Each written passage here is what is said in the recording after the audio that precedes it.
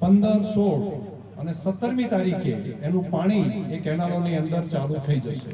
એના બધી વ્યવસ્થા કરીને 15, 16 આ 2 દિવસની અંદર જે એને સફાઈ કે બાકી જે કરવું એ કરી લે.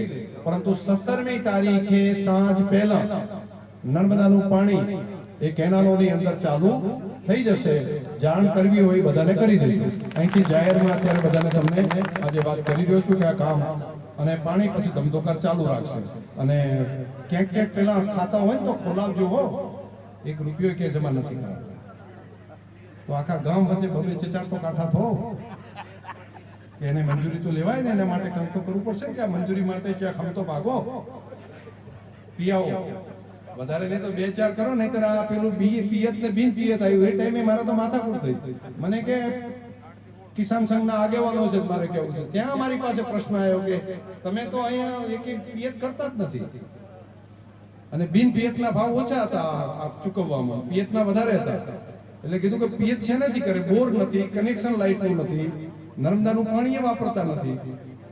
મેં કીધું વાપરે છે તો કે વાપરતા ચેક તો નોંધાયેલું હોય ને. એટલે મેં કીધું નોંધાયેલું નથી પણ હવે એ તો હવે હેડાડો બધાને પિયત વાળા ગણી નાખો અને પિયત પ્રમાણે બધાને પૈસા ચૂકવવાનો પરિપત્ર કરાવરાવો. તો આ બધાએ કરવો પડે છે. ક્યાંક ક્યાંક જરૂર પડે અહીંયા આગળ કરતા